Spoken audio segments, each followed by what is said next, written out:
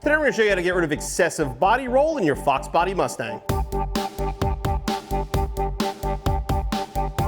Body roll happens when you take your Mustang into a corner. As you push into the corner, the body is going to roll to the outside tires. Now, as the body leans even more and more, you're going to basically lose traction, and with a Mustang understeering badly from the factory, it makes the problem just worse. This Eibach Sway Bar kit is going to fit all 79 through 93 Mustangs and replace the factory sway bars with something far more performance oriented. You have a 36mm hollow bar for the front and a 25mm solid bar for the back. It's going to come with all necessary hardware and do a great job of getting rid of body roll, allowing you to put the power to the ground. Now, this 91 notchback has a V8 in it, but this is a dead giveaway. It obviously was not a V8 car from the beginning. The 4-cylinder Mustangs had this really small, basically 24mm front sway bar, and they actually had no rear sway bar whatsoever. Now, if you have a GT, you would have had a 34 in the front, which is definitely bigger, and also had a factory rear bar. But again, it's easy to see this car was once a 4-cylinder car that was converted, and we're gonna definitely see a huge upgrade by installing our Eibach Sway Bars.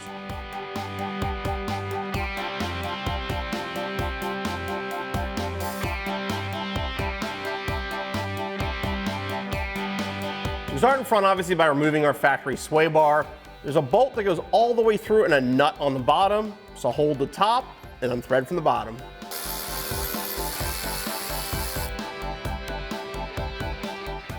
And do the same thing on the other side.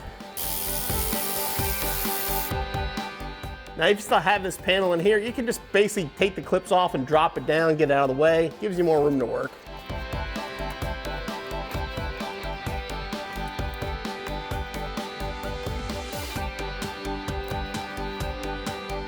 Now, if you can sort of pull down in here and pull off the rubber bushing off both sides. And now you can push up on the bar, remove it from the control.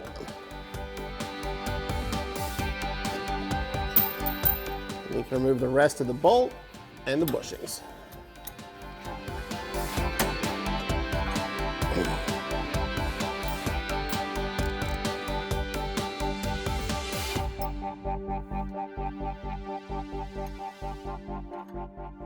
Now we can work on the brackets over here that hold the sway bar to the frame rail. Just keep in mind, once you unbolt these, the sway bar will drop.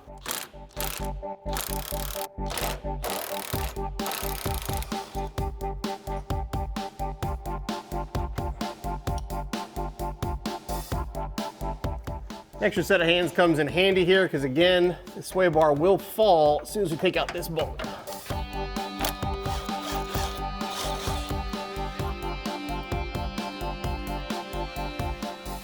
Now, before you throw aside the factory sway bar, we're gonna need these brackets. We don't need the rubber bushings. Basically, just sort of slide this forward and then pop them off.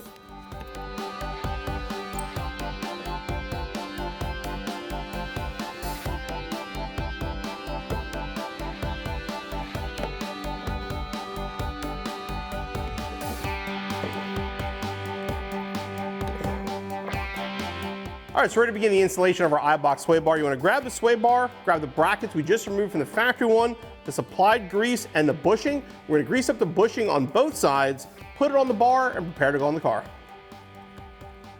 On the inside here, you can definitely be liberal with the grease.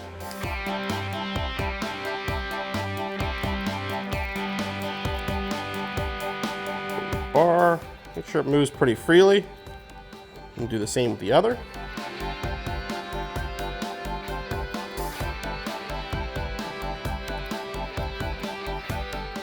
Now we can install the factory brackets. These will be a much tighter fit on these than they were on the factory bar for obvious reasons.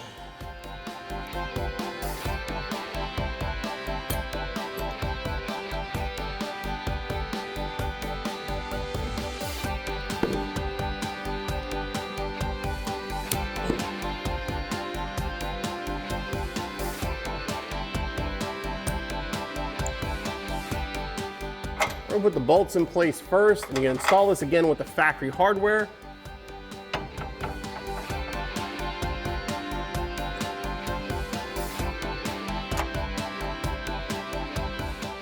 Just get it on tight enough to hold it on one side, and then do the other.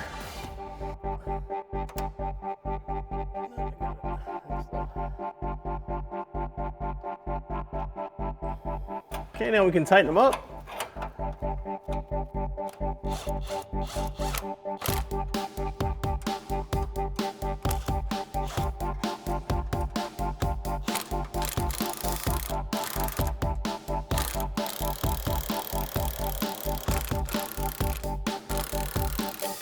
All right, we're gonna install the end links now. So basically the sway bar is gonna go between these two bushings and the control arm will go between these two. Now basically what you wanna do now is put this on loosely. You don't wanna actually tighten this up without the car on the ground, without load on the front suspension, or it's not gonna be right. Now, as far as how tight to make this, there's a lot of theories.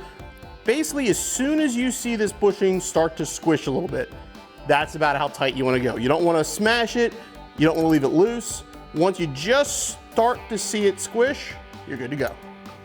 So bring the bolt through, leave one bushing on top, then grab a bushing, washer, and a sleeve. Another bushing and a washer. Washer first, then the bushing. And then it's gonna go through the control arm.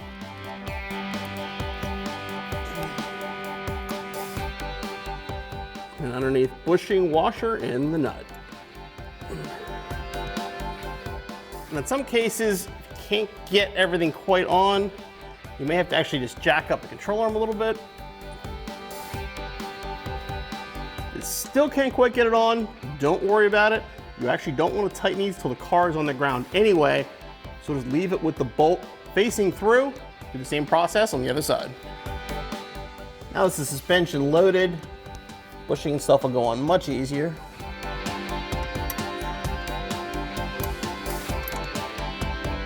I'll get both sides started before you tighten down.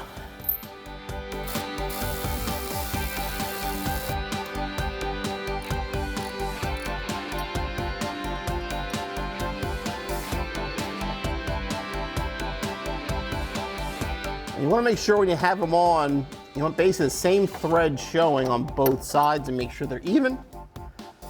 And we can move on to the rear. All right, moving on to the rear sway bar. Now the rear sway bar is going to bolt to the control arms. If you have factory control arms, it kind of goes inside of them.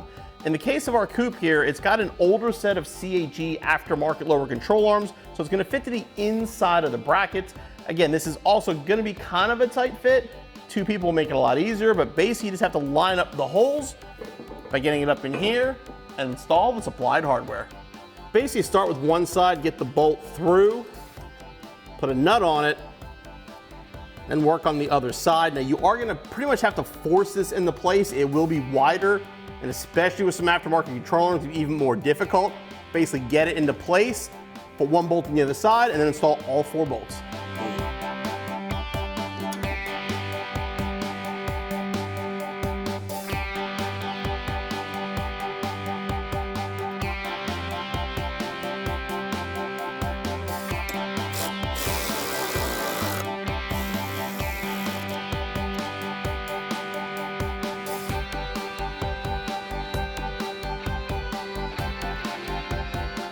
Then once everything's tightened down, your installation's finished.